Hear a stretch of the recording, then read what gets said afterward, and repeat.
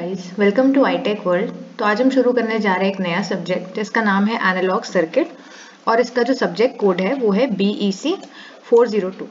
ठीक है, तो मैं इसको शुरू करने से पहले बता दूं कि एनालॉग सर्किट जो है वो इन मेरे सिग्नल सिस्टम कम्युनिकेशन से थोड़ा सा टफ सब्जेक्ट है, लेकिन वो टफ आपको टफ लगेगा जब आपने इसको सही से समझा नहीं होगा। एक बार आप इसको समझ जाओगे तो ये उसके कंपैरिजन में थोड़ा सा ईजी है। हाँ, कॉम्प्लिकेटेड है ये subject analog circuit, no doubt, लेकिन हाँ अगर आप इसको कोशिश करोगे समझने की तो ये सब्जेक्ट उस कंपैरिजन में ईजी है। ठीक है, तो देखते हैं। अब यहाँ पर क्या है, थोड़ा सा लेक्चर बड़ा होगा क्योंकि हमारी यूनिट 1 काफी बड़ी है, इसमें न्यूमेरिकल्स बहुत सारे हैं और काफी सारे सर्किट हैं। तो देखते हैं सबसे पहले यूनिट में क्या क्या है। तो सबसे पहला जो है वो मेरा है ट्रांस कंडक्टेंस एम्पलीफायर। ठीक है, तो अब ये ट्रांस कंडक्टेंस एम्पलीफायर क्या है?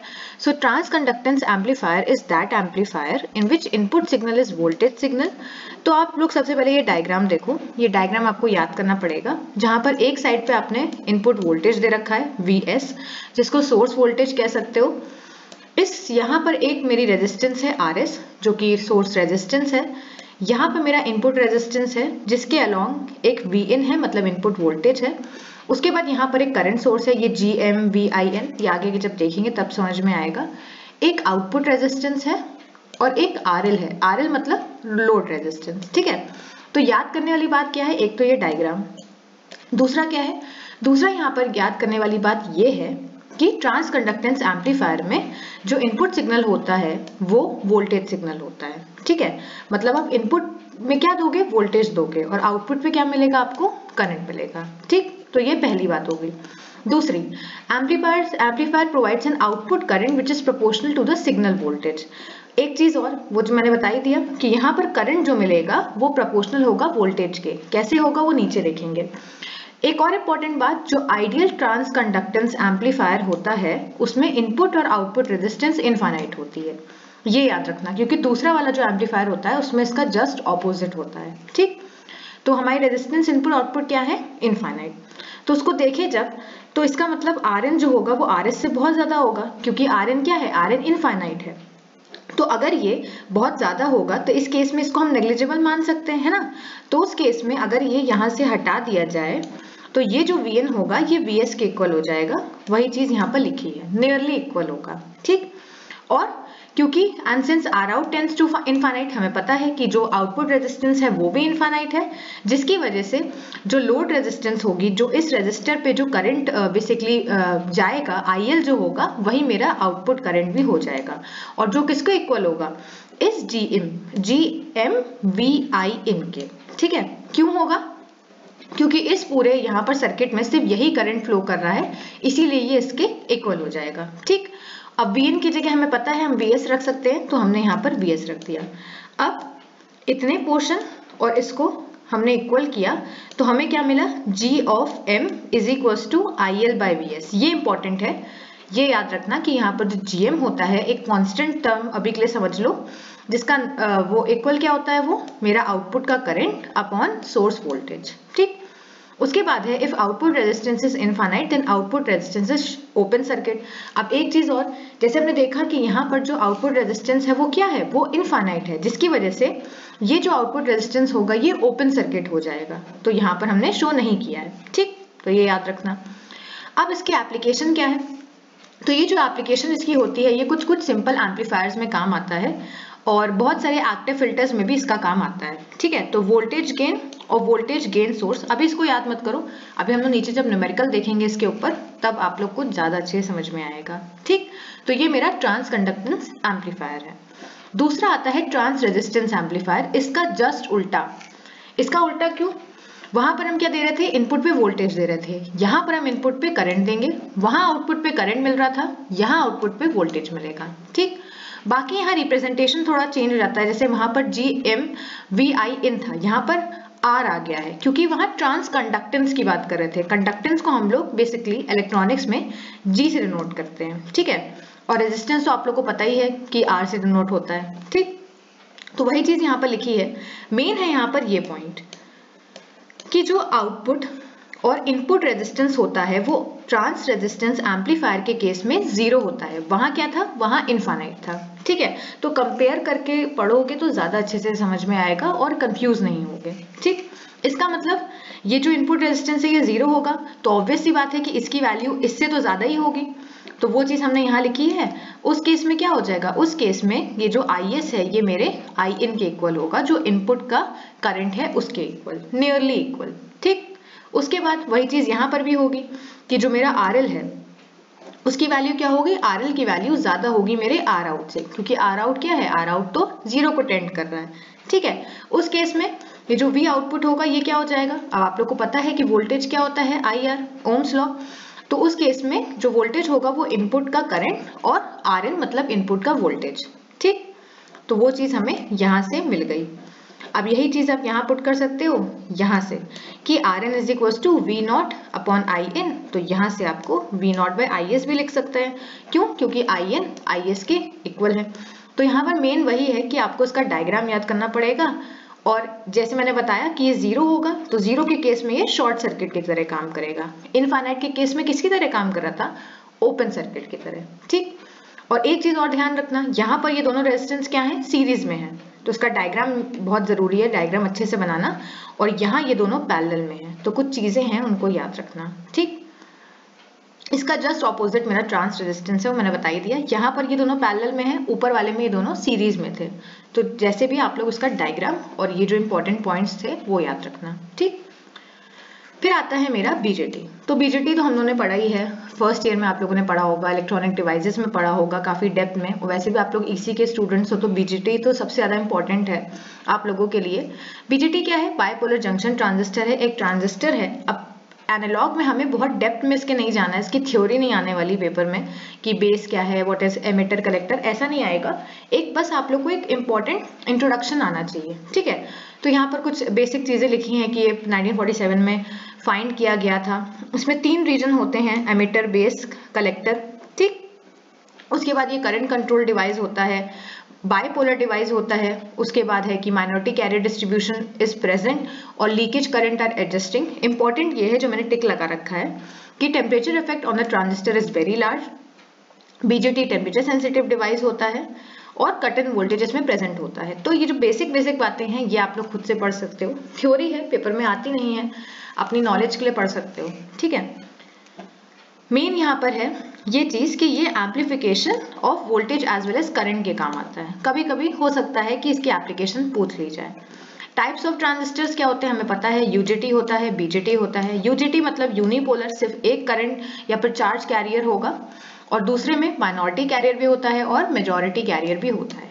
ठीक है, फिर एमिटर जंक्शन पता होगा आप लोग को, कलेक्टर जंक्शन पता होगा। मैंने बताया कि मैं थ्योरी यहाँ पर नहीं बताऊंगी, क्योंकि थ्योरी अगर हम लोग गए तो काफी लंबा लेक्चर हो जाएगा। मेन हमें एनालॉग के पॉइंट ऑफ व्यू से जो इंपॉर्टेंट है वो हम लोग यहाँ पढ़ेंगे। ये आप लोग देख लेना, ये इंपॉर्टेंट है कि एमिटर जंक्शन अगर फॉरवर्ड बायस्ड होता है और कलेक्टर जंक्शन रिवर्स बायस होता है तो उसको हम लोग एक्टिव रीजन बोलते हैं। ये यहाँ इंपॉर्टेंट है, याद रखना। ये दोनों रिवर्स बायस होते हैं तो उसको कट ऑफ रीजन बोलते हैं, दोनों फॉरवर्ड बायस होते हैं तो उसको सैचुरेशन रीजन बोलते हैं।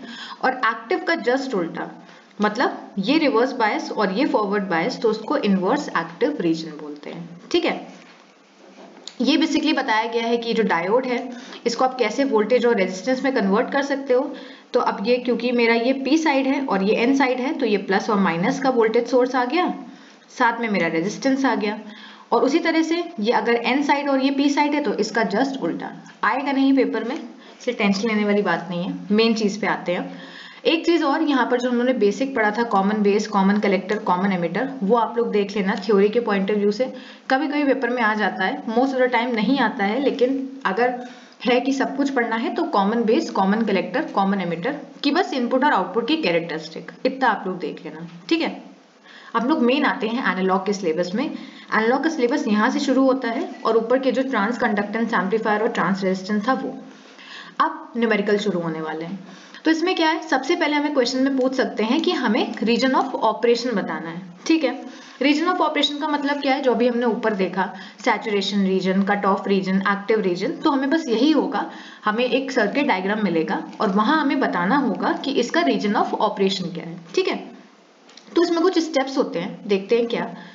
पहला स्टेप क्या है? पहला स्टेप है कि आपको कोई भी ट्रांजिस्टर दिया हो, आप उसमें अज्यूम करो कि वो सैचुरेशन रीजन में ऑपरेट कर रहा है, ठीक है। तो उसमें क्या होगा, आपको VBE, अब VBE क्या है मैंने बताया कि आप लोगों को बेसिक आनी चाहिए, बेस और एमिटर का जो वोल्टेज है वो, और VCE क्या है, कलेक्टर और एमिटर के जंक्शन का जो वोल्टेज है वो, जिसको हम लोग VBE सैट, क्योंकि हम सैचुरेशन रीजन को बेसिकली अज्यूम कर रहे हैं, और VCE सैट, उसके यहाँ पर कुछ स्टैंडर्ड वैल्यूज दे रखी हैं। NPN ट्रांजिस्टर के लिए है, PNP आप लोग सर्च कर सकते हो, लेकिन NPN ही आता है पेपर में, तो कंफ्यूज ना हो इसलिए मैंने यहाँ पर सिर्फ NPN मेंशन किया है। सिलिकॉन का अगर दिया गया होगा तो उसका VBE सैट 0.8 वोल्ट होगा, VCE सैट 0.2 वोल्ट होगा, और सिमिलरली जर्मेनियम और यहाँ पर भी, ठीक है। अब पेपर में हो सकता है कि आपको ना दिया गया कि सिलिकॉन का ट्रांजिस्टर है कि जर्मेनियम का, उस केस में आप क्या कंसीडर करना, डिफॉल्ट केस में आप सिलिकॉन का कंसीडर करना, ठीक है। तो ये वैल्यूज याद कर लेना, पहला स्टेप। दूसरा स्टेप है आपको IB और IC निकालना है, अभी समझ में नहीं आएगा, क्वेश्चन के थ्रू समझ में आएगा।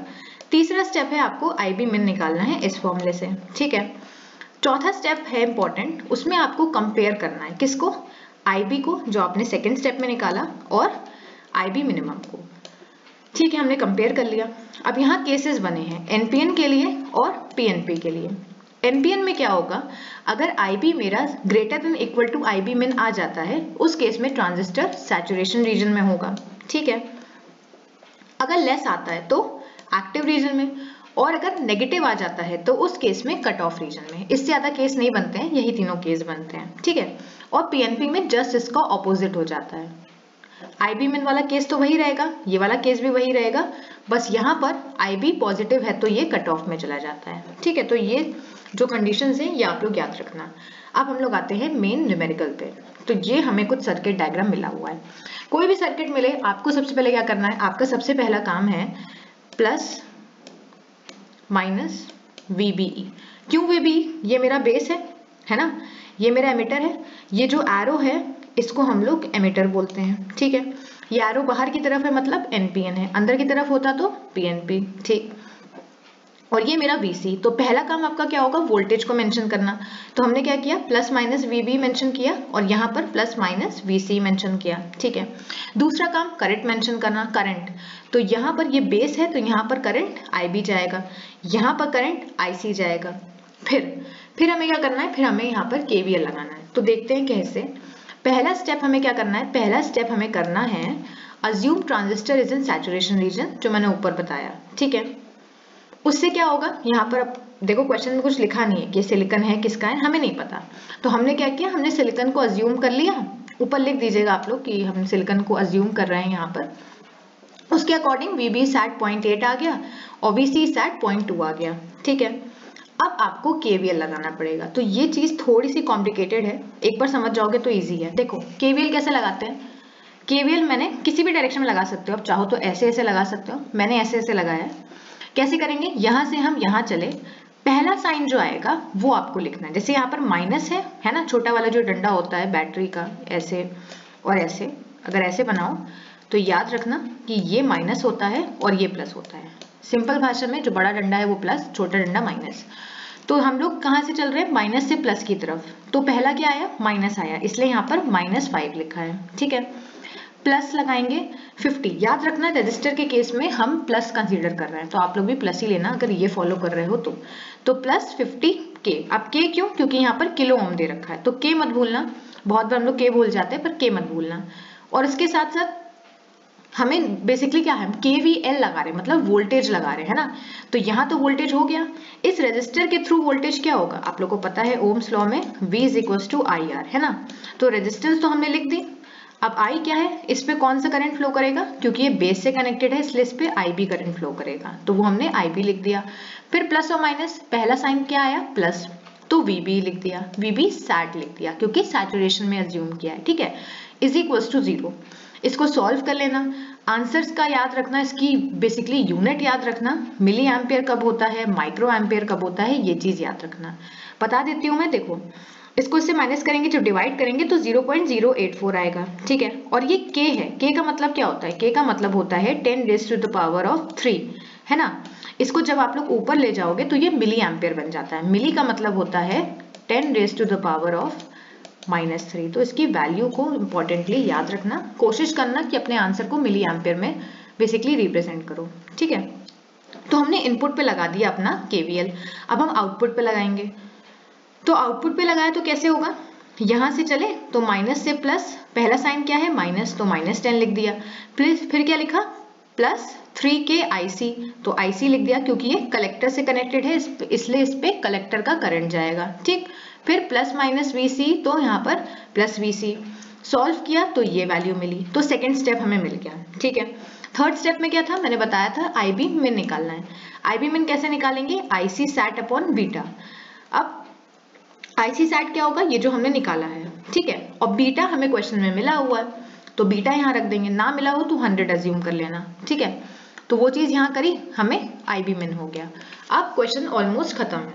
अब क्या करना है, हमें कंपेयर करना है। किसको कंपेयर करना है, IB min और IB को मिली एम्पियर में। याद रखना दोनों की यूनिट सेम होनी चाहिए। तो यहाँ पर 0.084 और ये सामने पता चल रहा है कि मेरा जो क्या है IB ज्यादा है। IB अगर IB min से ज्यादा है तो क्या हो गया, ट्रांजिस्टर सैचुरेशन रीजन में हो गया। बस आपको इतना ही करना है। ठीक है, पहला स्टेप क्या है, सैचुरेशन में अज्यूम किया, वैल्यूज रखी।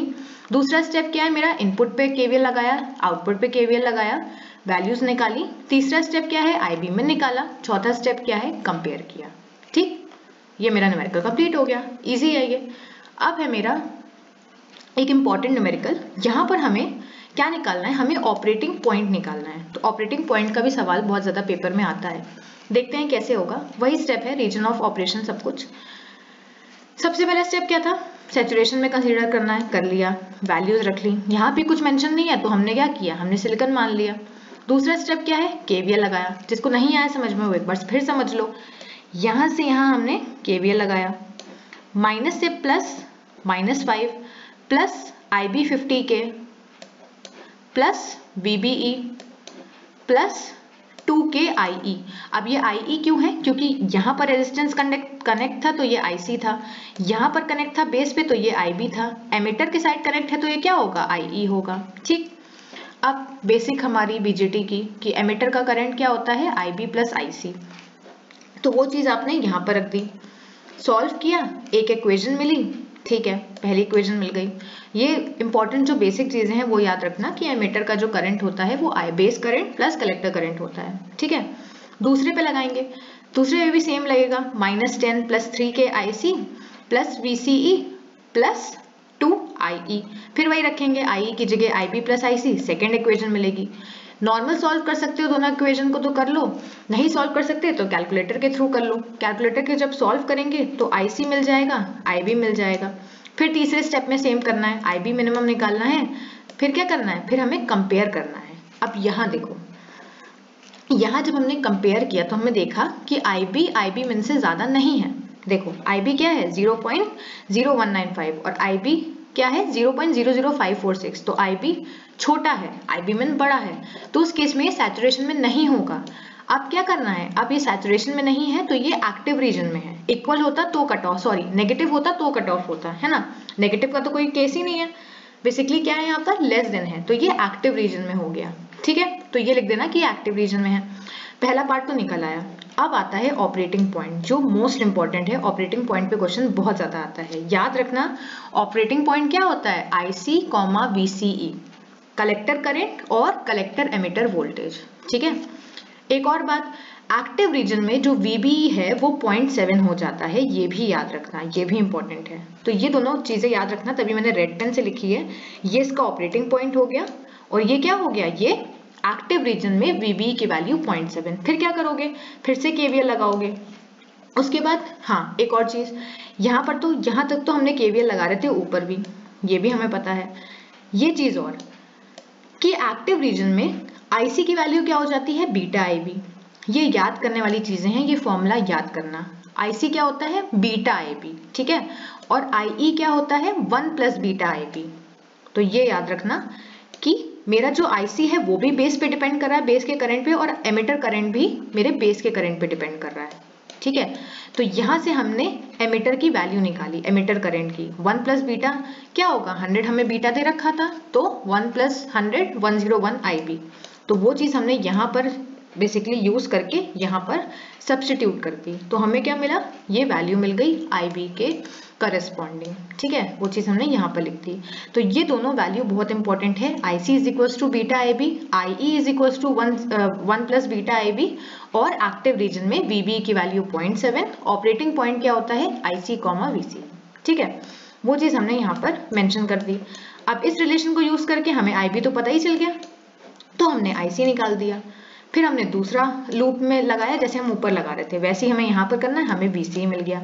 मेन हमें क्या करना है, ऑपरेटिंग पॉइंट के लिए हमें IC निकालना है, IC के लिए हमें IB निकालना पड़ेगा, इसीलिए हमने इतना बड़ा KVL लगाया। ठीक है, तो वो चीज आप इस तरह जरूर मेंशन कर देना कि ऑपरेटिंग पॉइंट IC, VC होता है, फिर वैल्यू सब्स्टिट्यूट कर देना। अब यहाँ पर कुछ इंपॉर्टेंट बातें कि NPN ट्रांजिस्टर में अगर आपका VC नेगेटिव आ जाता है तो ट्रांजिस्टर सैचुरेशन में होता है, और अगर पॉजिटिव आता है तो PNP में तो वो सैचुरेशन में होता है। याद नहीं करना, समझ लेना, कभी कभी काम आ जाता है ये। ठीक है, तो यहाँ पर मेरा जो भी रीजन ऑफ ऑपरेशन था उसका न्यूमेरिकल खत्म हुआ। यही बेसिकली इसमें न्यूमेरिकल आते हैं, घुमा के ऑपरेटिंग पॉइंट पूछ लेंगे, रीजन ऑफ ऑपरेशन पूछ लेंगे। अब आता है BJT बाइसिंग। BJT बाइसिंग में क्या है, हम बेसिकली BJT को बाइस करके चलते हैं, उसको पावर प्रोवाइड करते हैं।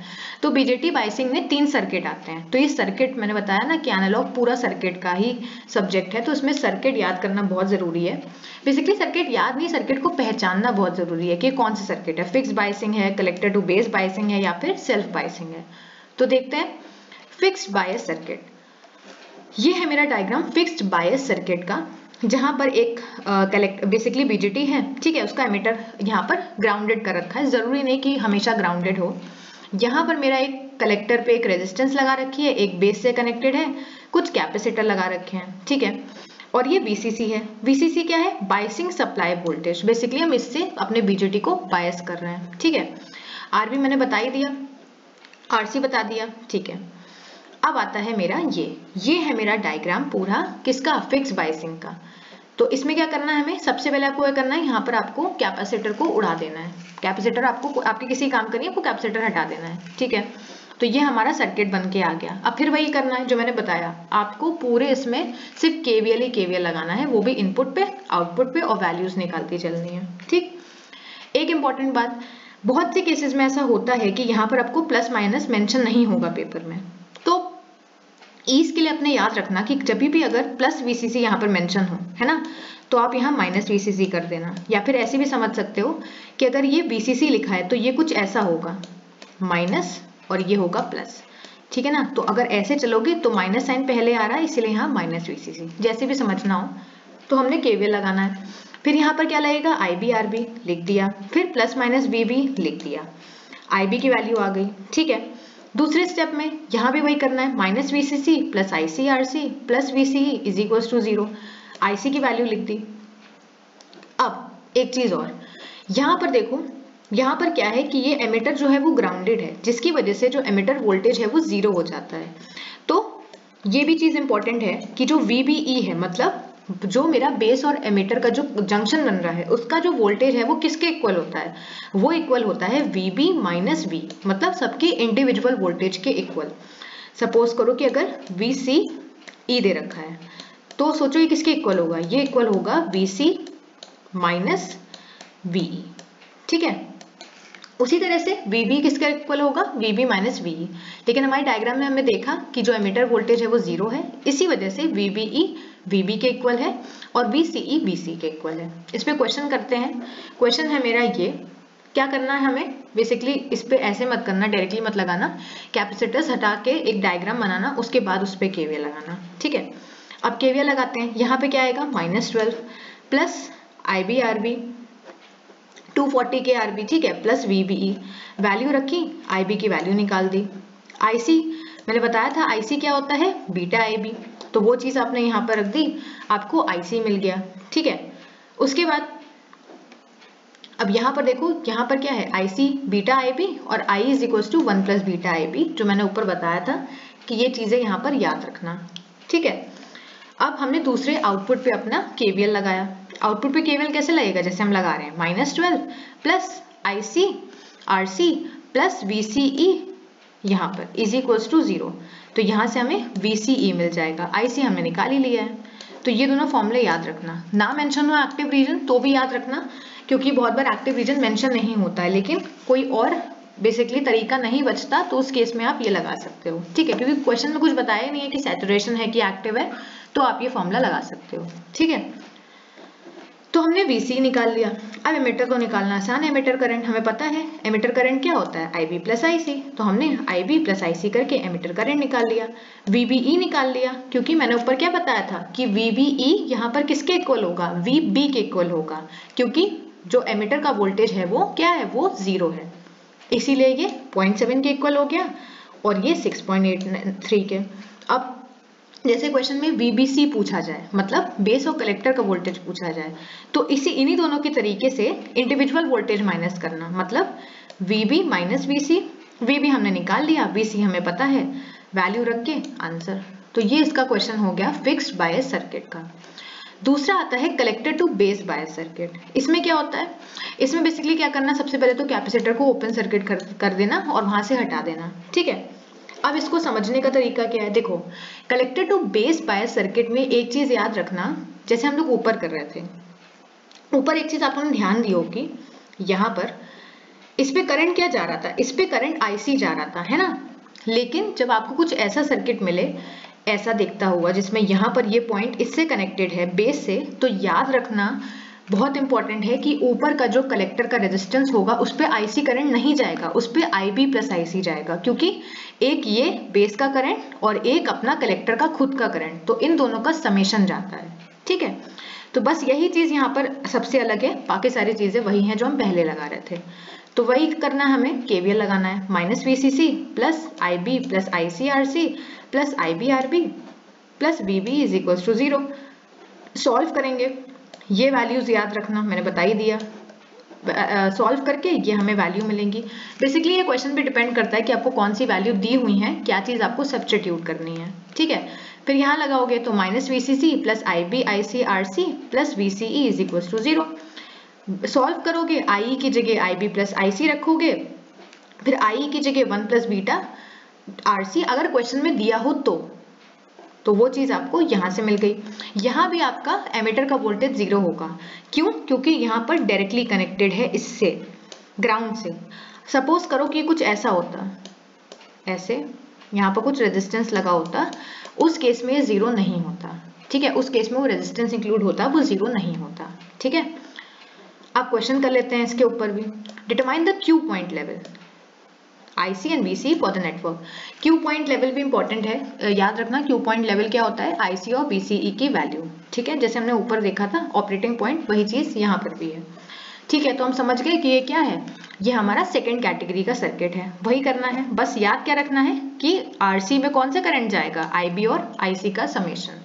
ठीक, और I is equal to 1 plus beta IB, जिससे हमें क्या मिला, हमें बीटा 50 दे रखा है, तो यहाँ पर 51 IB। अब KVL लगाओ, तो -10 plus IB plus IC RC plus RB IB plus VBE। अब देखो यहाँ पर 0 नहीं होगा, मेरा एमिटर वोल्टेज 0 नहीं होगा, क्योंकि यहाँ पर एक रेजिस्टेंस कनेक्ट है, तो ये भी इंक्लूड करेंगे। IE RE वैल्यू रख देंगे, IE की जगह क्या रख देंगे, 51 बीटा, IB प्लस IC रखा, सॉल्व कर दिया। ठीक है, तो यहाँ पर हमने पूरा अपना इक्वेशन को सॉल्व किया, IB की वैल्यू निकाल दी। ठीक, देखो यहाँ पर -10 प्लस 51, देखो IB RC है तो वो चीज हमने यहाँ रख दी, प्लस फिर क्या रखा, IC RC। ठीक है, तो ये पूरी वैल्यू या तो अब IB प्लस IC है। अब देखो इस पूरी इक्वेशन में क्या दिक्कत आ रही है, दिक्कत ये आ रही है कि हमने चलो IE को तो हटा दिया 1 प्लस बीटा IB करके, इसको कैसे हटाएं, इसको हटाओगे वही चीज है, IB प्लस IC क्या होता है, IE तो होता है ना, और IE की वैल्यू हमें पता है क्या है, 51 IB, तो वो चीज हमने यहाँ रख दी। तो याद रखना कि आपका जो भी इक्वेशन आएगा उसमें सिर्फ एक अननोन वेरिएबल होना चाहिए, एक से ज्यादा नहीं होने चाहिए, नहीं तो आप सॉल्व नहीं कर पाओगे। ठीक है, उसके बाद हमने यहाँ पर IB जब निकाला तो उसी से हमने IE निकाल लिया, IC निकाल लिया। तो बस आपको IB पहला स्टेप क्या होना चाहिए, बेस का करंट, बेस का करंट निकाल लोगे तो वहां से आपको एमिटर का करंट और IC का करंट इजिली मिल जाएगा। ठीक है, फिर आपने क्या किया, फिर आपने आउटपुट पे लगाया, जो मैंने केवीएल बताया वो चीज आपने यहाँ पर निकाल ली वीसी, और आपको पेपर में निकालना भी था क्वेश्चन में आईसी और वीसी, तो आपको वहां से मिल गया। मैंने बताया कि ऑपरेटिंग पॉइंट जहां भी आएगा, याद रखना आईसी निकालने के लिए आपको आईबी चाहिए ही चाहिए होगा, तो वहां से आपको आईबी तो चाहिए, इसलिए वहां से आपको आईसी मिलेगा। और फिर जब अब आउटपुट पे निकालोगे, आउटपुट पे केवीएल लगाओगे, तो वहां से आपको वीसीई मिलेगा। ठीक है। तीसरा सर्किट सेल्फ बायस सर्किट और वोल्टेज डिवाइडर सर्किट। इसमें क्या होता है, इसमें बेसिकली आपको दो रेजिस्टेंस दिए होंगे इस तरीके से, और यहाँ पर भी आउटपुट पे दो रेजिस्टेंस दिए होंगे। आपका काम क्या होगा, आपको आरटीएच और वीटीएच निकालना होगा। Basically Thevenin resistance and Thevenin voltage निकालते कैसे हैं आरटीएच, आसान है बहुत। जब भी ऐसे सर्किट मिले सबसे पहले आरटीएच निकालना। आरटीएच क्या होगा, इन दोनों का पैरेलल बेसिकली कॉम्बिनेशन। पैरेलल बहुत आसान होता है, पैरेलल कॉम्बिनेशन दो रेजिस्टेंस का कैसे निकलता है, R1 R2 दोनों का मल्टीप्लिकेशन अपॉन दोनों का एडिशन, बस इतना करना है, यहां से हमें आरटीएच मिल जाएगा। ठीक है। वीटीएच कैसे निकलेगा, देखो वीटीएच थोड़ा सा अलग है। वीटीएच के लिए हम क्या करते हैं, यहाँ पर वोल्टेज डिवाइडर रूल लगाते हैं। क्या होता है ये रूल, सिंपल में समझो, ऊपर का जो वोल्टेज है वो, ठीक है, उसके ऑपोजिट का रेजिस्टेंस, तो VCC R2 लिख दिया, माइनस नीचे का वोल्टेज और उसके ऑपोजिट का रेजिस्टेंस, मतलब माइनस VE R1 और दोनों रेजिस्टेंस का एडिशन। ठीक है, फिर से बता दे रही हूँ। ऐसे सर्किट में हमें क्या करना है, आरटीएच निकालना होगा। आरटीएच क्या होता है, दोनों का पैरेलल कॉम्बिनेशन। वीटीएच क्या होता है, ऊपर का वोल्टेज नीचे का रेजिस्टेंस, नीचे का वोल्टेज ऊपर का रेजिस्टेंस, दोनों का सब्ट्रैक्शन। यही करना, पहले ऊपर का वोल्टेज और फिर नीचे का वोल्टेज लिखना, और माइनस साइन होता है सब में बीच में, अपॉन दोनों का एडिशन। ठीक है, तो ये कुछ ऐसा सर्किट बनता है, बन के आता है। बेसिकली ये है मेरा थेवेनिन इक्विवेलेंट सर्किट, जहां पर जो आपने वीटीएच निकाला वो यहाँ लगाओगे आप, आरटीएच यहाँ लगाओगे, बाकी पूरा सर्किट एज इट इज रहेगा। मतलब ये जो सर्किट था बड़ा सा, ये सर्किट कम होके शॉर्ट में होके ऐसा हो गया है। ठीक है, फिर वही बात, इसमें हमें क्या करना है भाई, केवीएल लगाएंगे। केवीएल हमने इतने पोर्शन पे पहले इनपुट पे लगाया। ठीक है, तो इनपुट पे केवीएल लगाया तो क्या हुआ, minus VTH plus IBRTH plus VBE plus IRE minus VEE is equal to 0। एक चीज और जो मैंने यहाँ पर बताई भी थी, ऊपर भी बताई थी, यहाँ पर अगर आपको बेसिकली क्या है, अगर यहाँ पर प्लस वीसीसी है तो मैंने क्या बताया था कि यहाँ पर माइनस और यहाँ पर ऐसे प्लस आएगा। ठीक है ना, तो इसका जस्ट ऑपोजिट होगा। जैसे यहाँ पर माइनस वीवीई है तो माइनस साइन क्या होगा, माइनस साइन मेरी सर्किट के साइड होगा इस तरह से, तो माइनस ही तो पहले आया ना, इसलिए यहाँ पर माइनस वीई है। जैसे कि अगर ये VCC है, ठीक है, समझो VCC यहाँ पर है, तो यहाँ क्या लिखा है, प्लस साइन सर्किट की तरफ, मतलब ये प्लस साइन सर्किट की तरफ, मतलब इस तरफ होगा प्लस साइन। ठीक है, और माइनस में क्या होगा, माइनस में माइनस साइन सर्किट की तरफ होगा, इसीलिए माइनस पहले आ रहा है। ठीक, इसको हमने सॉल्व किया, हमें IB की वैल्यू मिल गई। सिमिलरली हमने आउटपुट पे लगाया, तो आउटपुट पे कैसे आएगा, minus VCC plus ICRC plus VCE plus IRE और फिर यहाँ पर माइनस VE, जैसे हम लगा रहे थे अभी ऊपर तक, वही चीज हमें यहाँ पर करनी है, सॉल्व कर लेना है। ये पूरी डेरिवेशन थी, डेरिवेशन नहीं आती है, हम इसका न्यूमेरिकल देखते हैं। तो ये है मेरा न्यूमेरिकल, आप देख के समझ जाओगे कि यहाँ पर लिखा भी है वोल्टेज डिवाइडर कॉन्फ़िगरेशन है, और ये मोस्ट इंपॉर्टेंट है, सबसे ज्यादा पेपर में यही आता है। पहला स्टेप मैंने क्या बताया था, आरटीएच निकालो, दोनों का पैरेलल कॉम्बिनेशन, तो 39 multiply by 3.9 divided by 39 plus 3.9, वो चीज हमने यहाँ लिख दी। फिर VTH निकालो, तो 22 multiply by 3.9 minus VEE multiply by 39 upon 39 plus 3.9। अब देखो यहाँ पर VE क्या है, ग्राउंडेड है, तो इसका मतलब क्या है, VE 0 हो जाएगा, तो इसीलिए यहाँ पर सिर्फ इतनी वैल्यू आएगी 2। फिर आपने क्या किया, इसको पूरा अपने सर्किट को चेंज कर दिया। फिर आपने क्या किया, केवीएल लगाया जो हमने पीछे किया था, माइनस VTH प्लस IBRB, मतलब ये जो रेजिस्टेंस है वो, प्लस VBE, उसके बाद इस पे लगाएंगे IE और फिर 1.5 इंटू K इंटू 10⁻3। इसको सॉल्व करोगे तो आपको IB की वैल्यू मिलेगी। ठीक है, फिर IC की वैल्यू तो आप निकाल ही लोगे, फिर आप आउटपुट पे लगाओगे। तो आपको यही करना है पूरे एनालॉग में, पूरे पहले यूनिट में या फिर आगे भी, आपको सिर्फ केवीएल लगाना है इनपुट पे आउटपुट पे और अपने वैल्यूज को सॉल्व करना है। ठीक है, तो ये मेरा था तीसरा कॉन्फ़िगरेशन वोल्टेज डिवाइडर सर्किट का।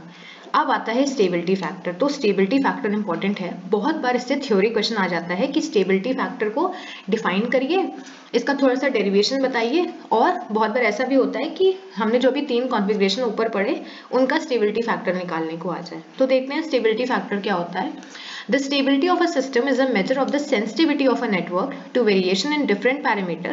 In any amplifier, a transistor collector IC is sensitive to the following parameter. ठीक है, इसको हम लोग फॉर्मूले से समझेंगे।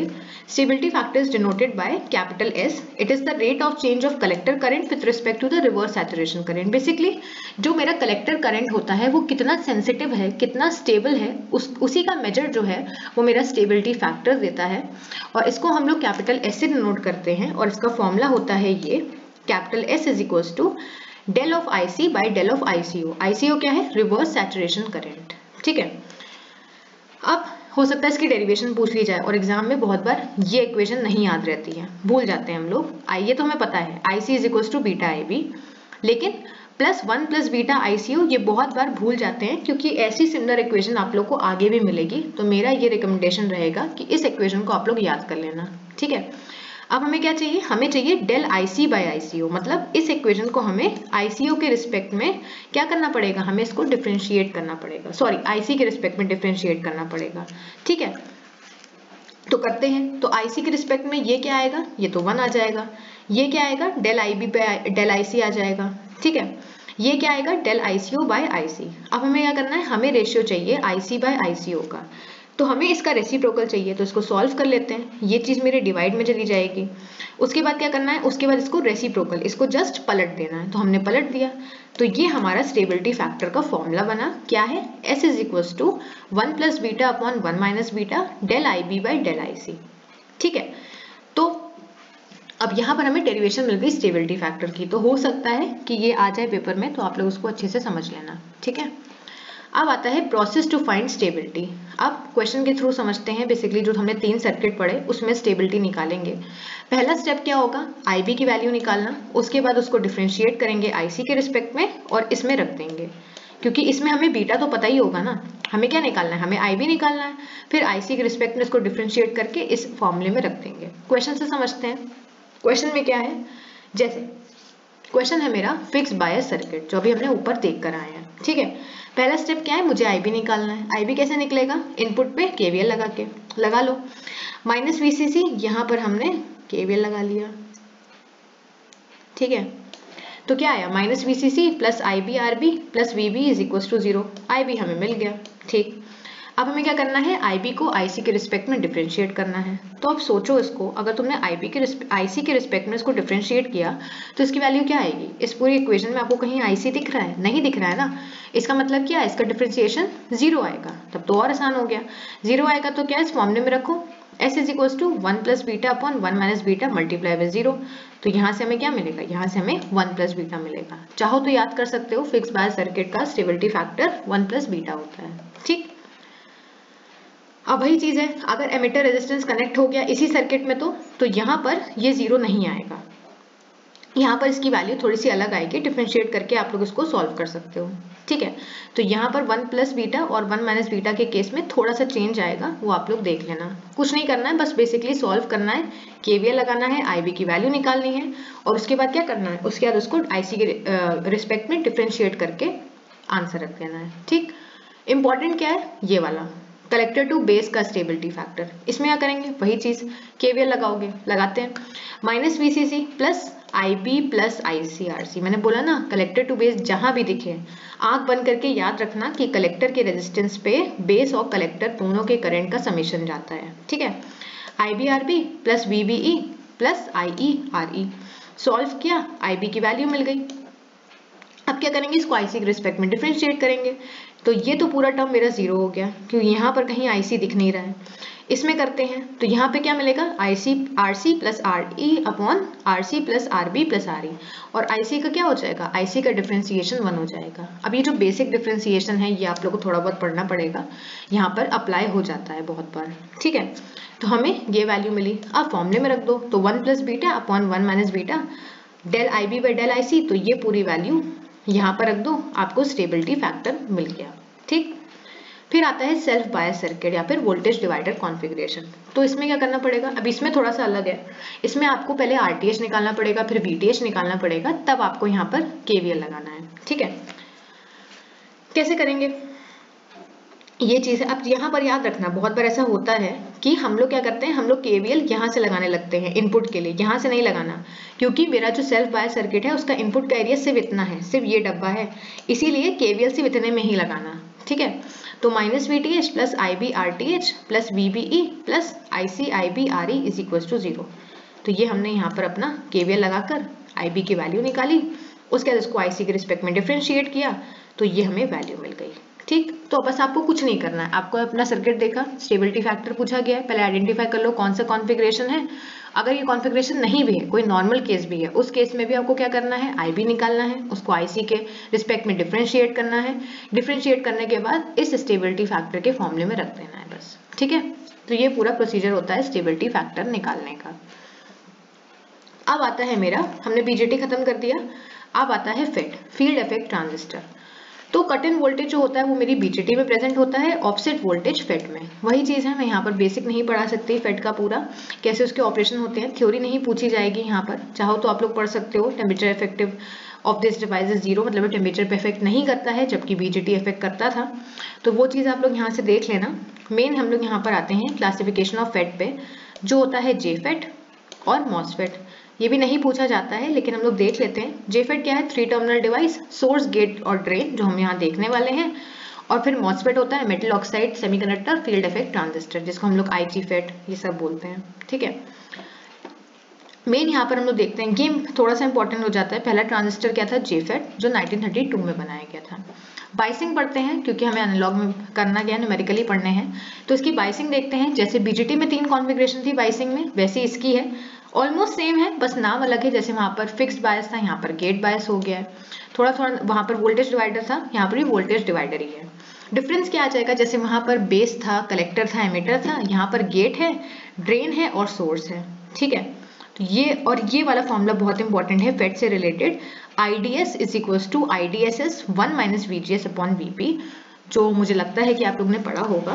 तो ये फॉर्मूला यहाँ पर इंपॉर्टेंट हो जाता है। ठीक है, तो पहला कॉन्फ़िगरेशन देखते हैं गेट बायस सर्किट का। गेट बायस क्यों कर रहे हैं, गेट बायस सर्किट इसलिए बोला जाता है क्योंकि यहाँ पर हम लोग गेट को बायसिंग प्रोवाइड करते हैं। ठीक, एक चीज और, फेट में जो गेट का करंट होता है वो 0 होता है, वो याद रखना। ठीक, अब यहाँ टर्मिनोलॉजी बताई गई है कि अगर VDD है तो वो ड्रेन का सप्लाई वोल्टेज है, VGG है वो गेट का सप्लाई वोल्टेज है। अब यहाँ पर कुछ इंपॉर्टेंट चीज, अगर VGG नेगेटिव है तो वो NJFET है, पॉजिटिव है तो PJFET है, और वही चीज उसका जस्ट ऑपोजिट इस केस में आ जाती है, VDD के केस में। ठीक है, IG मैंने बता ही दिया 0 है, क्वेश्चन से समझते हैं इसको। आपको ऐसा क्वेश्चन मिल गया, अब देख के तो पता ही चल रहा है कि ये BJT तो नहीं है, ये फेट है। ठीक है, मैंने बताया क्या करना है, हमें क्या निकालना है, हमें इनपुट पे केवीएल लगाना है, आउटपुट पे केवीएल लगाना है, बस हमारा 2 ही काम है, लगा लेते हैं। क्या करना है यहाँ पर, माइनस VGG, ठीक है, प्लस IGRG, क्यों, क्योंकि ये गेट से कनेक्टेड है, इसलिए इस पे गेट का करंट जाएगा। ठीक है, प्लस VGS। अब एक चीज और, जैसे मैंने बताया था बीजेटी में कोई भी सर्किट मिले, पहला स्टेप क्या होगा, करंट को मेंशन करो और वोल्टेज को मेंशन करो। उसी तरह से यहाँ पर भी वोल्टेज को मेंशन करो, करंट को मेंशन करो। करंट यहाँ पर आप लोग मेंशन कर सकते हो, अगर आप लोग कंफ्यूज हो रहे हो, IG। ठीक है, और यहाँ पर क्या कर सकते हो, यहाँ पर प्लस माइनस VGS, मतलब गेट और सोर्स के बीच में वोल्टेज, और यहाँ पर ड्रेन और सोर्स के बीच में वोल्टेज। ठीक, फिर प्लस VGS। अब IG क्योंकि 0 होता है मैंने बताया, तो VGG यहाँ से हमें VGS के इक्वल मिल गया। VGG क्या है, VGS, VG माइनस VS। क्यों, इसको हमने तोड़ा है, VGS को हमने तोड़ा है, तो ये क्या हो गया, VG माइनस VS। VS क्या है, अब देखो ये होगा ना, मेरे सोर्स का वोल्टेज तो यही होगा ना, जैसे एमिटर में ऊपर हो रहा था, तो उस केस में क्या था, एमिटर का वोल्टेज 0 हो रहा था, तो यहाँ पर सोर्स का वोल्टेज 0 हो जाएगा, इसीलिए VGG is equal to VG हो जाएगा। अब आउटपुट पे लगाओ, तो माइनस VDD प्लस IDRD जो हम लोग ऊपर कर रहे थे वही हमें करना है यहाँ पर, plus VDS is equal to 0। Solve करोगे तो वैल्यू मिल जाएगी। बस मैंने बताया ना, बस यहाँ पर KVL लगाना है इनपुट और आउटपुट पे, और आपको आंसर्स के क्वेश्चंस के जो भी सोल्यूशन है वो मिलते रहेंगे। ठीक, फिर आता है सोर्स सेल्फ बायस सर्किट। अब ये थोड़ा सा अलग है उसके कॉन्फ़िगरेशन से, बेसिकली है पूरा सेम, बस यहाँ पर थोड़ा सा इसमें चेंज क्या आ जाता है वो हम लोग देखते हैं। पहले इसमें केवीएल लगाते हैं। केवीएल तो आपको हर जगह लगाना है ना, तो यहाँ पर क्या है, यहाँ पर अब देखो रेजिस्टेंस एक कनेक्ट हो गया है। तो अब वही चीज है जो हमने ऊपर पढ़ी थी कि अगर यहाँ रेजिस्टेंस कनेक्ट हो जाता है तो चाहे वो एमिटर वोल्टेज हो चाहे वो सोर्स वोल्टेज हो, वो जीरो नहीं हो सकता। ठीक, इसमें लगाते हैं तो IGRG plus VGS plus IDS RS is equal to 0। ठीक है, और इस पे IDS करंट जाएगा क्योंकि ये क्या है, ये ड्रेन और सोर्स के बीच में कनेक्टेड है। ठीक है, तो इसमें दोनों करंट जाएंगे, ड्रेन का भी करंट जाएगा और सोर्स वाला भी जाएगा, तो कंबाइंड फॉर्म में IDS करंट जाएगा। ठीक, सॉल्व कर लिया। VG हमारा 0 है क्योंकि गेट में क्या है, गेट का वोल्टेज हमारा 0 हो गया, क्योंकि ये चीज यहाँ पर क्या है, ये चीज हमारी ग्राउंडेड है। देखो ग्राउंडेड है ना, इसीलिए तो ये चीज मेरी VGS is equal to minus VS हो गई। और IG तो हमेशा 0 ही होगा, याद रखना IG हमेशा 0 होता है। तो वो चीज जब हम लोग यहाँ पर रखेंगे तो हमें क्या मिलेगा, VS is equal to IDS RS। बहुत बार पेपर में इसकी डेरिवेशन आ जाती है, तो ये इसका थोड़ा सा सर्किट डायग्राम और ये चीज आप लोग याद रखना। ठीक, अब आउटपुट पे लगा लो। आउटपुट पे क्या होगा, माइनस VDD प्लस IDRD, वही चीज जो हमने ऊपर करी थी, plus VDS plus RS IDS is equal to 0। तो वो चीज आपको ये मिल जाएगी। इसका आसान तरीका भी दे रखा है, यहाँ से भी आप लोग उसको सॉल्व कर सकते हो कि आप यहाँ पर KCL लगा लो, लेकिन वो तरीका रहने दो। आप लोग जो मैंने बताया एक ही तरीका फॉलो करो कि आपको इनपुट पे KVL लगाना है और आउटपुट पे KVL लगाना है। ठीक है, फिर आता है वोल्टेज डिवाइडर बायस सर्किट। इसमें क्या करना है, वही चीज R1 R2 है, मतलब RTH निकालना पड़ेगा और VTH निकालना पड़ेगा। वही चीज R1 multiply by R2 upon R1 plus R2, और इसमें VDD multiply by R2 plus 0। 0 क्यों, क्योंकि ये ग्राउंडेड है, यहाँ पर कुछ लिखा नहीं है। अगर कुछ लिखा होता तो हम उसको मल्टीप्लाई करते अपने R1 के साथ अपॉन R1 प्लस R2। तो सर्किट ये बन गया। अब तो मेरा काम बहुत ही आसान हो गया। अब मुझे क्या करना है, मुझे कुछ नहीं करना है, मुझे बस KVL लगाना है। लगा लो, minus VTH plus RTH IG plus VGS plus IDS RS। मैंने बताया ना, इस पूरे सर्किट में, इस पूरे आउटपुट पे IDS करंट फ्लो करेगा। ठीक है, सॉल्व कर लो। उसके बाद है लूप 2 पे लगा लो, आंसर मिल जाएगा। अब थ्योरी बहुत हो गई इसके न्यूमेरिकल से समझते हैं और अच्छे समझ में आएगा। ये हमें कॉन्फ़िगरेशन दिया हुआ है। ठीक है, हमें क्या करना है, हमें बेसिकली यहाँ पर ये सब निकालना है, VGS VDS IDS। ठीक है, मैंने क्या बताया था स्टार्टिंग में, JFET की स्टार्टिंग मैंने बताया था कि ये फॉर्मूला याद रखना, IDS is equals to IDSS 1 minus VGS upon VP का स्क्वायर। VP क्या होता है, पिंच ऑफ वोल्टेज होता है। तो अगर आप लोग को ये सारी चीजें थोड़ा सा कंफ्यूजन हो रहा है, भूल गए हो, तो पहले का थोड़ा बहुत रिवाइज कर लेना, इलेक्ट्रॉनिक्स का जो बेसिक्स होता है, तो फिर आप लोग को याद आ जाएगा इसमें। ठीक है, अब हम लोग KVL लगा लेते हैं। तो इसमें क्या आएगा, 1 mega ohm multiply by IG plus VGS plus 1K IDS is equal to 0। तो ये हमें इक्वेशन मिली यहाँ से। अब देखो इसमें क्या करना है, इस इक्वेशन को यहाँ पुट कर दो। क्यों पुट कर रहे हैं, ताकि हमें ये वैल्यूज आसानी से मिल जाएं। पुट कर दिया तो यहाँ पर VGS क्या है, 1 माइनस 1K IDS। तो यहाँ पर क्या करेंगे, यहाँ पर वो चीज़ पुट कर देंगे, सॉल्व कर लेंगे, IDS की वैल्यू निकाल लेंगे। एक चीज़ और, मिनिमम करंट जो होगा, यहाँ पर आपको दो वैल्यूज मिलेंगी, तो उसमें जो मिनिमम करंट होगा वो तुम्हारा IDS होगा। ठीक है, तो IDS मिल गया, वहां से हमें VGS मिल गया। तो ये हमारा पार्ट खत्म हो गया IDS और VGS का। VDS निकालना है, VDS कैसे निकलेगा, इसमें KVL लगा के। तो इसमें हमने KVL लगा दिया, हमें आंसर मिल गया। अब बहुत बार ऐसा होता है कि आप लोग बोलोगे कि हम ये क्यों करें, हम VGS की जगह IDS क्यों रखें, मतलब हम VGS की जगह IDS क्यों रखें, हम IDS की जगह VGS रखें। तो उस केस में आपको क्या मिलेगा, उस केस में आपको VGS के टर्म में आंसर मिलेगा। तो उस केस में थोड़ी सी कंडीशन चेंज हो जाती है। याद रखना, अगर NPN फेट है, NPN ट्रांजिस्टर है, जो भी है, अगर आप भूल रहे हो तो उस केस में क्या करना, बेसिकली यहाँ पर ट्रांजिस्टर नहीं, यहाँ पर फेट की बात हो रही है, तो NPN फेट मान लो। तो उस केस में अगर एनफेट की अगर हम लोग बात कर रहे हैं तो IDS मेरा मिनिमम वैल्यू होगी। ठीक है, अगर आप मेरे तरीके से कर रहे हो, और PNP में मैक्सिमम वैल्यू होगी, और NPN में जस्ट इसका ऑपोजिट VGS मैक्सिमम होगा। मतलब समझा देती हूँ मैं दोबारा, हमने क्या किया, हमने VGS की जगह IDS रखा, तो हमें IDS की वैल्यू मिली। तो NPN में अगर आप इस तरह से निकाल रहे हो तो आपको IDS की मिनिमम वैल्यू लेनी है। लेकिन अगर आप दूसरा तरीका अपना रहे हो, मतलब आप यहाँ पर IDS की जगह VGS लिख रहे हो, तो उस केस में आपको VGS की वैल्यू मिलेगी, तो वहां पर आपको इसकी मैक्सिमम वैल्यू लेनी है। इसका जस्ट उल्टा, ITS ले रहे हो तो मिनिमम लेना, VGS ले रहे हो तो मैक्सिमम लेना, PNP में इसका जस्ट उल्टा। ठीक है, तो आपको जो तरीका समझ में आए, जो इजी लगे आप वो कर सकते हो। मुझे ज़्यादा इजी लगता है क्योंकि यहाँ पर आपका माइनस माइनस बहुत बार प्लस होके ईजिली सॉल्व हो जाता है। ठीक, उसके बाद आता है मेरा दूसरा क्वेश्चन, वही ऑपरेटिंग पॉइंट का। यहाँ कुछ करना नहीं है, देखो यहाँ पर एरो बाहर की तरफ है तो ये मेरा PNP हो गया, कोई डिफरेंस नहीं आएगा यहाँ पर, बस करंट का डायरेक्शन उल्टा हो जाएगा। ठीक है, ऑपरेटिंग पॉइंट यहाँ पर बेसिकली ये क्वेश्चन मैंने इसलिए इंक्लूड किया है ताकि आप लोग को ऑपरेटिंग पॉइंट पता चले JFET का, जो होता है VDS और ITS, तो वो तो हम निकाल ही लेंगे। तो हमने यहाँ पर रखा अपना, जो मैंने तरीका बताया था उसी तरीके से क्वेश्चन हो जाएगा। ठीक है, मैंने यहाँ पर बना भी दिया है NPN के केस में क्या होगा और PNP के केस में क्या होगा, बेसिकली NFET और JFET के केस में, सॉरी NFET और PFET के केस में क्या होगा। ठीक, अब आता है BGT का स्मॉल सिग्नल एनालिसिस। अभी हमने क्या पढ़ा, अभी हमने JFET की बायसिंग खत्म कर दी, इसके 3 सारे जितने भी केसेस थे वो पढ़ लिए, फिर हमने ऊपर BGT का पढ़ लिया। अब BGT में स्मॉल सिग्नल एनालिसिस आ जाता है। तो अभी जो ऊपर वाला पोर्शन था वो कंपैरेटिवली इजी था, लेकिन यहाँ पर अब H पैरामीटर शुरू होगा, पाई पैरामीटर शुरू होगा, पाई मॉडल होगा, तो ये थोड़ा सा कंफ्यूजिंग हो जाता है, समझने की कोशिश करना। इसमें हम लोग देखते हैं small signal analysis. So analysis small signal amplifier transistor is replaced with N equivalent circuit. Basically हम लोग यहाँ पर एक इक्विवेलेंट सर्किट बनाते हैं। स्मॉल सिग्नल मॉडल में लो फ्रिक्वेंसी मॉडल आता है और हाई फ्रिक्वेंसी मॉडल आता है, जिसमें H पैरामीटर, पाई पैरामीटर हम लोग पढ़ेंगे, और हाई फ्रिक्वेंसी पाई मॉडल और T मॉडल। तो ये इसका कुछ डायग्राम होता है। बेसिकली आप लोगों ने नेटवर्क एनालिसिस में H पैरामीटर को थोड़ा बहुत देखा होगा, वही चीज है। ये हमारा एक सर्किट होता है, इक्विवेलेंट सर्किट H पैरामीटर का, जिसमें यहाँ पर एक वोल्टेज अप्लाई होता है। ये मेरा H पैरामीटर HI है, ये HR होता है, 1/H0 है, HF है।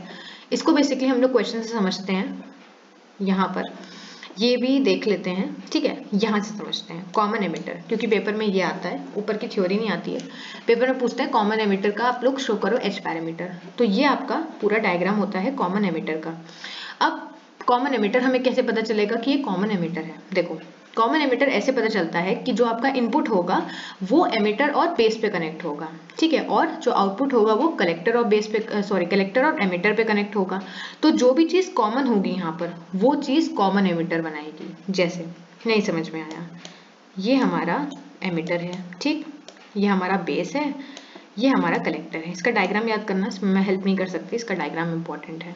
ठीक, देखो ये है मेरा इनपुट, तो इनपुट कहाँ कनेक्ट है? ये मेरा बेस है ना, और ये है मेरा एमिटर। तो इनपुट तो मेरा यहाँ कनेक्ट है, किस पे कनेक्ट है? बेस और एमिटर पे। आउटपुट कहाँ कनेक्ट है? एमिटर और कलेक्टर के बीच में। कॉमन क्या हुआ दोनों में से? दोनों में एमिटर आ रहा है, तो इसलिए ये कॉमन एमिटर हो गया। ठीक, तो फिर यहाँ पर अब हमें H पैरामीटर निकालना है, बेसिकली RL डैश निकालना है। अगर आपको ऐसा कोई सर्किट मिलेगा, आपको इस सर्किट को इसमें कन्वर्ट करना पड़ेगा। ठीक, इस सर्किट में क्या करना है? RB, तो RB तो आपको जो सोर्स में वो वैल्यू दी होगी वो आपका RB हो जाएगा, ठीक है। फिर यहाँ पर आपको RS जो भी आपको वैल्यू दी होगी वो, तो वो क्वेश्चन में समझेंगे। मेन आपको सबसे पहले RL डैश निकालना है। RL डैश क्या होता है? ये जो दोनों रेजिस्टेंस होंगे इनका पैरेलल कॉम्बिनेशन, तो R1 पैरेलल R2 जो मैंने बताया वो चीज आपने यहाँ पर लिख दी, ठीक है। उसी तरह से आपने RTH निकालना है। फिर से समझ लो, ये मेरा डायग्राम है, ठीक है। मुझे बोला गया मुझे इसका H पैरामीटर को डिफाइन करना है। पहले देख लो, कॉमन एमिटर है, कॉमन बेस है, कॉमन कलेक्टर है, ठीक, हमने समझ लिया।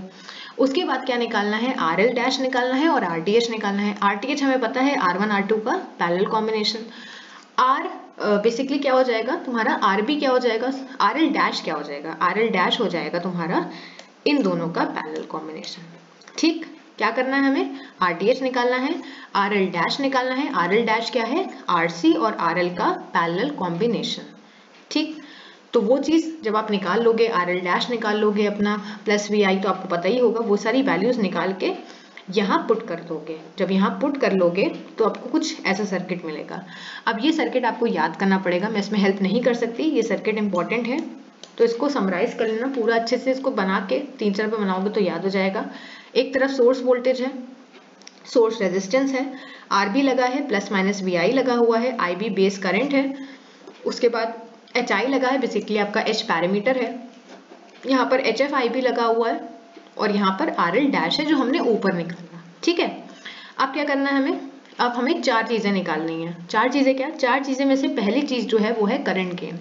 तो जितने भी आपको एच पैरामीटर के क्वेश्चंस मिलेंगे या फिर ये डेरिवेशन आएगी, इसमें आपको सबसे पहले करंट गेन निकालना होता है। इजी पड़ता है इसलिए करंट गेन पहले निकालते हैं, ठीक है। देखते हैं क्या करना है करंट गेन में। करंट गेन क्या होता है? करंट गेन होता है output current upon input current. Easy है, आउटपुट अपॉन इनपुट करंट का रेशियो, ठीक। आउटपुट करंट क्या दिख रहा है आपको? IL दिख रहा है, जो इस लोड से पास हो रहा है, इसलिए यहाँ पर IL हो गया। इनपुट करंट क्या हो गया? इनपुट करंट हो गया मेरा IB, जो ये बेस का करंट है, ठीक है। तो अब इसको सॉल्व करो। अब आपको हो सकता है यहाँ पर लगे कि हमें ये पूरा याद करना पड़ेगा। याद नहीं करना पड़ेगा, 4-5 बार इसको करोगे तो आपको ये हो जाएगा याद। और कोई भी क्वेश्चन आए, कॉमन एमिटर का कोई भी क्वेश्चन आए, आपको सिर्फ यहाँ पर वैल्यूज पुट करनी है और आंसर लाना है, ठीक है। तो मैं बता देती हूँ कैसे करना है। IL लिखा, IB लिखा, ठीक। अब इस पे आपको KCL लगाना है। तो मैथ्स काफी यहाँ इन्वॉल्व है, काफी पहले की फिजिक्स होगी। इस पे आप जब KCL लगाओगे, इस पॉइंट पे किसी भी पॉइंट पे लगाओ, तो IL यहाँ एंटर कर रहा है और HFIB एंटर कर रहा है। तो वहां पर क्या होता है? KCL लगाओगे तो आपको क्या मिल जाएगा? IL is equal to minus HFIB, ठीक। आप किसी भी तरीके से निकाल सकते हो। तो यहाँ से आपको ये मिल गया, ठीक। तो IL की वैल्यू आपने इधर रख दी, तो यहाँ से आपको सॉल्व किया तो यहाँ से आपको AI मिल गया, मतलब करंट गेन मिल गया, ठीक। जो मैंने समझाया वो मैंने यहाँ लिख दिया है। फिर दूसरा निकालना है इनपुट रेजिस्टेंस। इनपुट रेजिस्टेंस क्या होगा? वोल्टेज और करंट का मल्टीप्लीकेशन। तो वो क्या होगा? VI मल्टीप्लाई बाय IB, है ना, जैसे हम नॉर्मल करते थे, sorry, VI divided by IB। अब VI क्या है? वोल्टेज क्या होगा? HI into IB। ये चीज देखो, आप लोग को पता होगा ये चीज कि यहाँ पर कुछ कनेक्ट नहीं है ना, यहाँ पर स्ट्रेट लाइन है, तो यही वोल्टेज आपका इधर भी आएगा, है ना। ये जो वोल्टेज होगा यही वोल्टेज इसका भी होगा।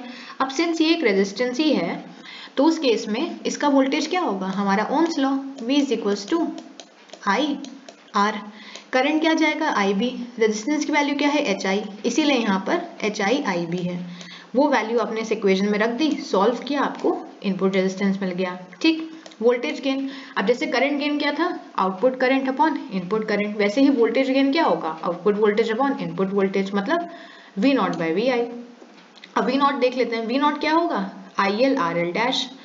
तो वो चीज हमने यहाँ लिख दी, अब EI लिख दिया। अभी मैंने IL की वैल्यू ऊपर निकाली, माइनस HFIB, वो चीज आपने यहाँ लिख दी। फिर IB/VI का रेशियो, ये देखो, ये क्या है? RI का रेसिप्रोकल, तो ये चीज आपको यहाँ मिल गई। मैंने बताया थोड़ा सा कॉम्प्लिकेटेड है H पैरामीटर, लेकिन 3-4 बार जब आप लोग ये डेरिवेशन लगाते रहोगे तो आपको ये बहुत आसान पड़ेगा, ठीक। अब आता है आउटपुट रेजिस्टेंस। तो अब सोचो, जैसे input resistance voltage by current का कुछ रेशियो था, वैसे ही आउटपुट रेजिस्टेंस भी होगा, है ना।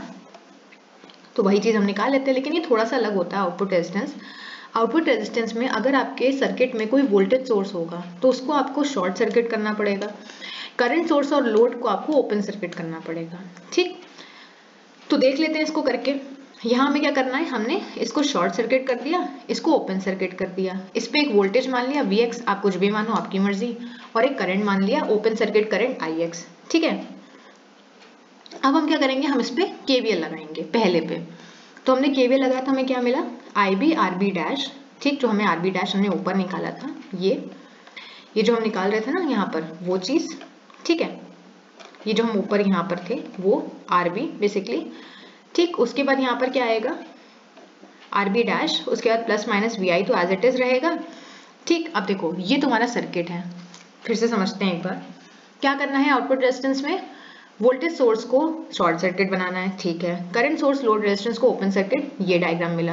अब क्या करना है? RB डैश के लिए हमें, देखो ये एक सीधी लाइन है ना, इससे हमें कोई मतलब नहीं है, तो इसका मतलब क्या हुआ? इन दोनों को हमें सॉल्व करना है, ये दोनों पैरेलल में आ गए हैं, तो पैरेलल में आ गए हैं तो RS पैरेलल RB, इसलिए हमें RB डैश मिला। वो चीज हमने यहाँ लिख दी। VI एज इट इज रहेगा, HI एज इट इज रहेगा, ये पूरा टर्म एज इट इज रहेगा, ठीक। फिर इसमें हमने KVL लगाया। KVL लगाया तो देखा IB की वैल्यू 0 है। अगर IB की वैल्यू ही 0 है तो IX क्या होगा? HFIB, वो भी 0 हो जाएगा। उस केस में R0 हो जाता है इनफाइनाइट, तो ये इनफाइनाइट हो जाता है। लेकिन याद रखना, अगर आउटपुट पे कोई H0 प्रेजेंट है, अगर H0 ही मतलब आउटपुट पे आपको कोई यहाँ पर शो हो रहा है इस डायग्राम में, जैसे क्वेश्चन में अगर यहाँ पर कोई रेजिस्टेंस कनेक्ट होगा इस तरीके से, तो उसकी वैल्यू इनफाइनाइट नहीं होती है। उस केस में आपको वैल्यू निकालनी पड़ेगी। कैसे निकालोगे? ऐसे निकालोगे, Ix is equal to Vx H naught E, ठीक है, क्योंकि यही वोल्टेज इस पे भी होगा, अभी हमने ऊपर देखा, तो ये वोल्टेज इस पे कनेक्ट हो गया प्लस IB HFE, ठीक है। अब हमें IB 0 मिला हुआ है, तो ये टर्म तो मेरा 0 हो गया पहले की तरह, लेकिन ये टर्म तो अभी भी है ना यहाँ पर, क्योंकि हमारा H नॉट ई प्रेजेंट है, तो इसकी वजह से हमें R नॉट 1/H नॉट ई मिलेगा, ठीक है। अब ये जो हमने देखा था ये हमारा क्वेश्चन था, बेसिकली ये डेरिवेशन थी, ऐसे क्वेश्चंस भी आते हैं, आपको सिर्फ वैल्यू पुट करनी है।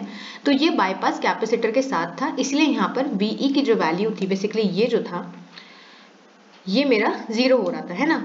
लेकिन नीचे वाले केस में क्या है, वो विदाउट बाईपास कैपेसिटर है, तो वो चीज याद रखना। जैसे यहाँ पर था ना ये कैपेसिटर, जब इसको शॉर्ट सर्किट करोगे ऐसे ऐसे करके, H पैरामीटर में याद रखना ये ओपन सर्किट नहीं शॉर्ट सर्किट होता है, तो उसको जब आप शॉर्ट सर्किट करोगे तो पूरा करंट यहाँ पास हो जाएगा इस वाली लाइन पे, और यहाँ कोई करंट पास नहीं होगा, तो RE की कोई वैल्यू आएगी ही नहीं। तो ये पूरा तरीका होता है, पहले करंट गेन निकालना है, output current upon input current, फिर इनपुट रेजिस्टेंस निकालना है, VI बाय IB से वोल्टेज गेन निकालोगे, आउटपुट रेजिस्टेंस निकालोगे। अगर H नॉट ई कनेक्टेड है तो वैल्यू इनफाइनाइट नहीं होगी, उस केस में वैल्यू 1/H नॉट ई होगी, ठीक। विदाउट बाईपास कैपेसिटर भी पूरा सिमिलर है, बस यहाँ पर RE कनेक्ट हो जाएगा, क्योंकि कैपेसिटर नहीं है इसलिए उस पे पूरा करंट नहीं जाएगा, RE कनेक्ट यहाँ पर रहेगा। वहां पर बाईपास कैपेसिटर था इसीलिए RE कनेक्ट नहीं हुआ था, ठीक। पूरा तरीका वही रहेगा जो मैंने ऊपर बताया, बस RE और इंक्लूड हो जाएगा, तो ये आप लोग अपने आप से समझ लेना, ठीक। अब हम लोग क्या करने जा रहे हैं, देखो यहाँ पर है ना, टू कैलकुलेट आउटपुट रेजिस्टेंस, जो मैंने ऊपर बताया था कि यहाँ पर आपको पूरा लगाना पड़ेगा जो भी KVL है। ये चीज इंपॉर्टेंट है, स्टैंडर्ड H पैरामीटर, बहुत से केसेस में क्वेश्चन में वैल्यू नहीं दी होती है, उस केस में आप ये वैल्यूज याद कर सकते हो, ठीक है। तो ये डिफॉल्ट वैल्यूज हैं, ना दी हो पेपर में तो इन्हीं वैल्यू को यूज करना, और अगर दी हो तो उन वैल्यूज को यूज करना, ठीक। क्वेश्चन करते हैं, क्वेश्चन से ज्यादा अच्छे समझ में आएगा। ये आपको क्वेश्चन दिया हुआ है, ठीक है, ये हमारा क्वेश्चन है। पहला स्टेप मैंने क्या बताया था, RL डैश निकालो RB। अब रिप्रेजेंटेशन पे मत जाना, तुम्हारी मर्जी, तुम इसको भी रिप्रेजेंटेशन करनी है करो। बेसिकली हमें इन दोनों को सॉल्व करना है, सॉल्व कर लिया, इन दोनों को सॉल्व करना है, सॉल्व कर लिया। अब डायग्राम बनाना है, RB हमने यहाँ लगा दिया, RL डैश हमने यहाँ लगा दिया, बाकी जो हम ऊपर करे थे वही हमें करना है, तो ये हमें अपना डायग्राम मिल गया। अब करंट गेन निकालेंगे, मैंने ऊपर ही बताया था करंट गेन क्या है, IL अपॉन IB। IL क्या था वहां पर, -HFE IB, वो चीज रख दी, IB रख दी, करंट गेन मिल गया। Input resistance VI upon IB हो गया, वो चीज। फिर voltage gain V not upon RE। तो मैंने बताया ना, अगर आपने एक बार डेरिवेशन कर ली तो आपके लिए बहुत ईजी हो जाएगा। अब देखो आउटपुट रेजिस्टेंस मैं बता देती हूँ, मैंने क्या बताया था, शॉर्ट सर्किट करना और लोड रेजिस्टेंस को ओपन सर्किट कर देना, ठीक, कर दिया। अब क्या करना है, देखो ये दोनों पैरेलल है ना, मैंने बताया था ना RB डैश, तो ये दोनों पैरेलल है, इनको सॉल्व करके सर्किट बना देना। तो ये सॉल्व किया तो मेरा 0.48 आया, वो आपने सर्किट बना दिया। फिर आपने यहाँ पर लूप लगाया, चाहो तो डायरेक्टली लगा सकते हो कि Vx बाय Ix की वैल्यू 1/H नॉट ई है, और चाहो तो सॉल्व कर सकते हो, वैसे सॉल्व कर देना तो ज्यादा अच्छे से समझ में आएगा, एग्जामिनर को नंबर भी अच्छे देगा, ठीक है। अब आता है common base amplifier. Common base में क्या होगा, कॉमन बेस में यही होगा कि आपके इनपुट में भी बेस आएगा और आउटपुट पे भी बेस आएगा, ठीक है। तो ये है मेरे कॉमन बेस का डायग्राम, जहां पर देखो इनपुट भी मेरे कॉमन बेस से कनेक्ट है और आउटपुट भी मेरी बेस से कनेक्ट है, इसीलिए ये कॉमन बेस हो गया। तो इसका डायग्राम थोड़ा सा कॉम्प्लिकेटेड ऐसे बनता है। करंट गेन इसमें क्या होता है, वही output current upon input current, लेकिन याद रखना यहाँ पर IL अपॉन IB अब नहीं होगा, यहाँ पर जो आपको मिलेगा, जो आपके डायग्राम में इनपुट करंट दिख रहा होगा वो होगा। जैसे यहाँ पर IL तो हो गई, वो तो आउटपुट करंट है ही, इनपुट करंट आपका IE है इस केस में, तो वो यहाँ पर IE होगा, और बाकी पूरी वैल्यू वही रहेगी। आप KVL लगाओगे, सॉल्व करोगे, जैसे मैंने बताया। फिर इनपुट रेजिस्टेंस भी आपकी VI बाय IE होगी, जैसे कि वहां पर हमारा बेस था, बेस का करंट हमारा इनपुट करंट था, यहाँ पर हमारा एमिटर का करंट इनपुट करंट है, ठीक। फिर वोल्टेज गेन निकालोगे और अपना आउटपुट रेजिस्टेंस निकालोगे, जैसे हमने ऊपर किया था, सिमिलर पूरा वही चीज है, ठीक। तो ये मेरा पूरा होता है H पैरामीटर, जिसमें आपको क्या करना है, जिसमें आपको इन करंट गेन निकालना है, फिर इनपुट रेजिस्टेंस निकालना है, वोल्टेज गेन निकालना है, फिर आउटपुट रेजिस्टेंस निकालना है। याद रखना कॉमन बेस कब है, कॉमन एमिटर कब है। और एक चीज और, यहाँ पर जैसे मैंने स्टैंडर्ड वैल्यू बताई, बहुत बार पेपर में वो वैल्यू नहीं दी होती है, तो उस केस में आप लोग वो वैल्यू को पुट कर देना, ठीक। अब इजी चीजें बची हुई हैं। पाई मॉडल, पाई मॉडल में क्या होता है, ये आपका H पैरामीटर था, अभी हमने ऊपर देखा, ठीक। पाई मॉडल में क्या होता है, ये जो आपका एच आई ही होता है ये आर पाई से कनेक्ट बेसिकली रिप्लेस हो जाता है। ये जो एच एफ ई है ये बीटा से रिप्लेस हो जाता है और 1/h0 ही r0 से। इसका बेसिकली हम पाई पैरामीटर का न्यूमेरिकल्स बेसिकली यहाँ पर देखते हैं कि कैसे इसकी डेरिवेशन होती है और कैसे यहाँ पर पूरा मिलता है। पेपर में आ चुका है ये क्वेश्चन कि आप पाई पैरामीटर्स जो होते हैं उनको डिराइव करो, तो ये क्वेश्चन आ चुका है पेपर में, तो ये इंपॉर्टेंट हो जाता है। तो 3 मेरे पाई पैरामीटर्स होते हैं, जीएम, आर पाई और r0। तो जीएम देखते हैं, जीएम क्या होता है, it is the rate of change of collector current with respect to the VBE. तो ये है मेरा जीएम, इसकी वैल्यू याद रखना del I C by del V. और आप लोग को पता होगा कि आईसी क्या होता है, अल्फा आई ई, है ना। Alpha I plus I C not जो कि रिवर्स सैचुरेशन करंट होता है, तो उसमें हमने शॉकलीज इक्वेशन लगा रखी है यहाँ पर alpha I naught, basically I E की जगह हमने ये इक्वेशन लगा रखी है, ठीक है। फिर इस इक्वेशन को हमें डिफ्रेंशिएट करना है वीबीई के रिस्पेक्ट में। देखो ये इसका फॉर्मूला हो गया कि जीएम क्या है, del I C by del VE. ये इसकी डेरिवेशन है कि ये चीज आई कहाँ से, तो ये आईसी का एक्सप्रेशन है, इसको वीबीई के रिस्पेक्ट में आप डिफरेंशिएट करोगे। जब डिफरेंशिएट करोगे तो क्या आएगा, ये तो पूरा टर्म ऐसे ही रहेगा, n की वैल्यू 1 हो गई है तो ये क्या आ जाएगा 1/VT, और ये तो 0 आ जाएगा क्योंकि आईसी नॉट आईसी पे वीबीई पे डिपेंड नहीं करता। सॉल्व करोगे तो आपको जीएम की वैल्यू एक और मिलेगी आईसी बाय वीटी।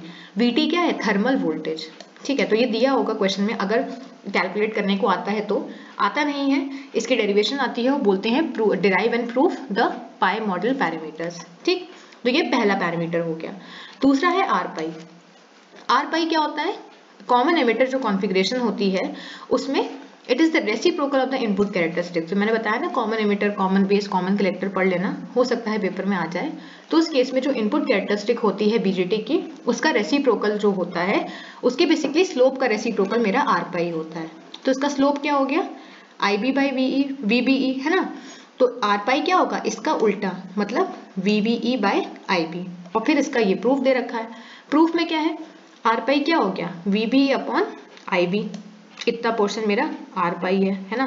हमने क्या किया, हमने इसको आईसी बाय आईसी से ऊपर नीचे डिवाइड कर दिया। अब देखो इतना पोर्शन क्या है 1/GM, जीएम को जस्ट ऑपोजिट कर दिया है, और इतना पोर्शन क्या है, बीटा है, आईसी बाय आई बी, जो हमने नॉर्मल अपना इलेक्ट्रॉनिक्स डिवाइसेस में पढ़ा होगा कि बीटा की वैल्यू क्या होती है, अल्फा की वैल्यू क्या होती है। सॉल्व करेंगे तो आपको आर पाई की एक और वैल्यू मिलेगी वीटी बाय आई बी। तो ये वैल्यूज याद रखना, ये इंपॉर्टेंट है, हो सकता है इसमें न्यूमेरिकल आ जाए। फिर आता है आर नॉट। तो आर नॉट क्या होगा, जैसे आर पाई इनपुट का जो स्लोप था, इनपुट कैरेक्टरिस्टिक का जो स्लोप था उसका रेसिप्रोकल था, उसी तरह से आउटपुट कैरेक्टरिस्टिक का जो रेसिप्रोकल होगा वो आर नॉट होगा, जो होगा del BCE by del IC, ठीक है। उसका फॉर्मूला एक और होता है VA plus VC upon IC, जो कि अर्ली इफेक्ट वोल्टेज होता है। तो हो सकता है पेपर में आ जाए, इस पर बेसिकली डेरिवेशन नहीं आती है तो वो मैंने बता दी, ठीक। अब आता है एक इंपॉर्टेंट थ्योरम जो होता है मिलर्स थ्योरम। तो ये थ्योरम इंपॉर्टेंट है, बेसिकली आपको ऐसा ये डायग्राम याद रख लेना, ये मिलर्स थ्योरम का केस है। इसमें क्या करना है, अगर आपको क्वेश्चन में कुछ ऐसा आई बी आई सी ऐसा दिया हो तो ये आपका बीजेटी का केस होता है। लेकिन क्वेश्चन में अगर A I A V R I R naught ऐसा कुछ दिया हो तो उस केस में क्या होगा, उस केस में ये मिलर्स थ्योरम का केस होता है। बीजेटी के केस में आप कैपेसिटर को ओपन सर्किट कर रहे थे, लेकिन मिलर्स थ्योरम के केस में आप इसको शॉर्ट सर्किट करोगे, ठीक है। ये इसके दो फॉर्मूले होते हैं आर एम और आर एन, जिसकी वैल्यू होती है आर अपॉन 1 माइनस के, आर अपॉन 1 माइनस 1 बाई के, जहाँ पर के क्या है, के है मेरा वोल्टेज गेन। तो इसको क्वेश्चन से समझते हैं थ्योरी की जगह, ये मेरा क्वेश्चन दे रखा है। मैंने कहा ना कि इसके डायग्राम को इंपॉर्टेंट याद रख लेना कि ऐसे डायग्राम में आपको मिरर लगाना है, ठीक। वैल्यूज भी आपको वैसी दे रखी हैं, ठीक है। हमें क्या करना है, आर एम निकालना है और आर एन निकालना है। आर एम का फॉर्मूला में देखा क्या था, आर अपॉन 1 माइनस के, ये है आपका आर, ऊपर देखो मैंने बनाया ना, ये है, ये बेसिकली ये है तुम्हारा आर, जो तुम्हारा कैपेसिटर से कनेक्ट है वो है मेरा आर, ठीक।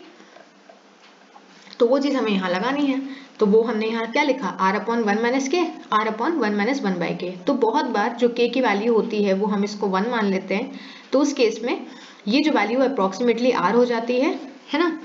और उस केस में क्या हो जाता है, उस केस में बेसिकली यहाँ पर हम इसको 1 नहीं मानते हैं के को, बेसिकली ये जो r अपॉन 1 माइनस 1 बाई के है, इसको हम लोग अप्रोक्सीमेटली इक्वल टू r ले लेते हैं। मैक्सिमम टाइम्स हम लोग इसको r के इक्वल ही लिखते हैं, जो कि होता है 50 k ओम, जैसा आपके क्वेश्चन में दे रखा है, ठीक। फिर आपका क्वेश्चन कुछ इस तरह से बन जाता है जहां पर Rn की वैल्यू 50 k ओम मिलती है, Rm तुम्हारा यहाँ से कनेक्ट है। अब आपका क्वेश्चन सिमिलर हो गया जैसे हमने पहले पढ़ा था, RL डैश निकालना है। RL डैश क्या था, इसका पैरेलल कॉम्बिनेशन।